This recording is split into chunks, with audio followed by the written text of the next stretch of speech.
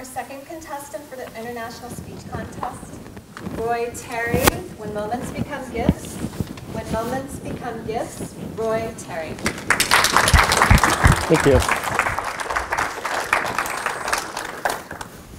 Moments when you're at the beach.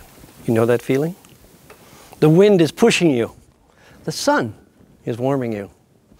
And the waves are chasing your feet. Moments. In the garden, suddenly a hummingbird, iridescent, purple and green.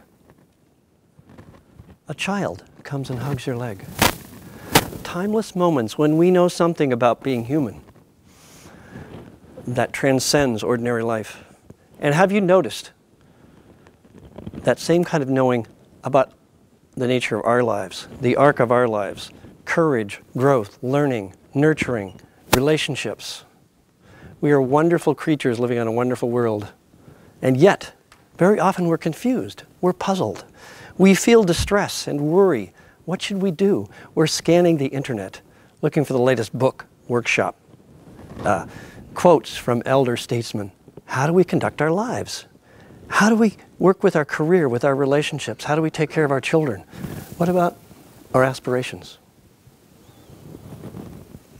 Ladies and gentlemen, the wisdom you need to have a satisfying life and to confront all these challenges is already with you.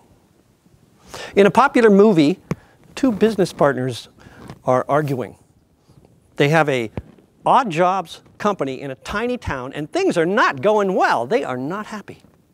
And the job of the day is to pump out a cesspool. They get their truck, they've got their tubes connected and they turn on the pump and things are running and they're still arguing. Should we stay together? Should we split up? Should we change our company? Suddenly, pew, the hose breaks and they are spewed from head to toe with the most disgusting substance you can possibly imagine.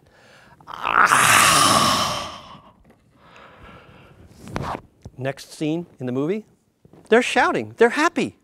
They're driving out of town because they had a moment that gave them insight to make a decision.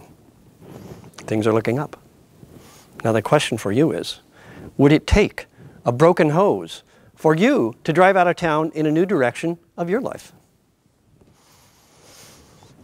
A few years ago, I was at a networking event, very fancy. Everyone there was more confident, more successful, more important than I was. So, before very long, I was out of the loop. I found myself sitting on a couch at the side of the room. And soon I noticed, though, that I was sitting with someone else. There was someone on the opposite couch as well. We were out of the loop together. And she seemed a very nice person, but there was one difference. Where we have hands, she had hooks. And I was taken aback by that. What should I do? Should I ignore it? Should I be sympathetic? Should I ask questions? Should I just shut down? But then this voice came to me. In this moment, I got this voice saying, Roy, you guys are together. You need to connect. You're the person who does the right thing for the right reason. That voice would not shut up. It said, get up. So I did. I got up, I walked over, I sat down, and I met Amy, a wonderful, warm, caring person who's doing terrific things in the world.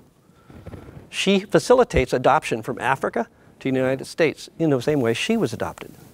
And she had a childhood accident she doesn't even remember. And that's what happened for her hands. Well, that was it for the night. I had this marvelous conversation. I met an amazing person. And driving home, I had this sense that something special had happened. I couldn't figure it out right away, but then I realized, Roy, you listened. You had that moment of insight, and you took action. And for me, that was an example of what I'm talking about now. I got that moment of wisdom, and then I acted, and it became a gift for me. And I knew now, and I know now forever, that I want to be the person who does the right thing for the right reason every time. Have you had that wisdom yourself? Have you received that message or that thought? And have you not fully integrated that so that you have that ability to navigate? A few years later, I was much more confident. I actually had a business card. I was able to network a lot better. I was a pitch coach, and I was at a big event. Technology and science. There was a Stanford scientist presenting, and she was marvelous. I was so impressed with the project she was working on for the environment. And I wanted to work with her. Oh my goodness, of course, yes. So after the show was all over, I went up to talk to her, but I was maybe a little bit like a puppy. And I said, oh, Lori, I really admire what you're doing. Let me help you. I could help you. I'm a pitch coach. I could help with your presentation, get you more impact. And there she stood, all glowing from her victory in the event.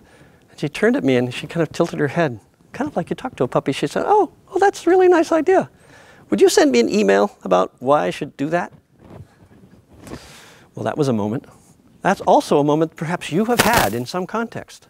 A moment where you realize, not everyone's going to be my fan. Not everyone is going to appreciate me. I don't need to work with everyone. And that's okay. I don't need everyone to like me. I need to find the right people so that I can do great things.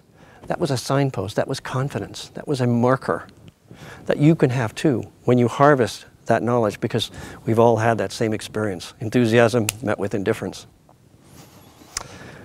Well, only a couple months ago, Amy called back. The lady from Africa called back, and she said, well, you offered to help me, and now I'm changing. She was changing completely away from doing adoption. She wanted to do something regional in a whole area of the African continent for displaced children and orphans. And I was her message coach, of course, happy to do that. 3 hours in Starbucks going over the lists of things and logistics. These children need medical care, they need shelter, they need clothing, they need recreation, they need education, they need protection, they need tracking. So we talked all of this through for so long, but I was trying to really do my job. And I said, Amy, this is great. However, there are all kinds of agencies all over the world who are already trying to do this. You want to ask for more money to do it your way. I don't understand. How are you going to do this better? And we kept working on this. And it didn't seem to be getting anywhere until finally, I think she lost patience with me. She finally said, Roy, you don't get it. These children need nurturance. If they don't know that someone cares about them, someone's going to follow up, someone's watching their progress, someone is checking in with them, we could have a lost generation. Wow. So she made her point. And for me, as I followed through in the weeks after that and found out she was taking on the project and she was very excited, I was able to perceive the moment of knowing that I could help people I'd never even met. And wow, that feels good. I bet you all have had that kind of experience here in the Valley. We have so many resources, so much power of innovation, so many connections. I want you to have that gift. Ladies and gentlemen, hummingbirds grow old. And there's no perfect beach. Just the way there's no perfect path for you. But pick a direction like Amy did. Become a seeker. When you seek, you will navigate. When you navigate, you'll have moments. Don't wait for a broken hose. Starting now, let your moments become gifts. Thank you.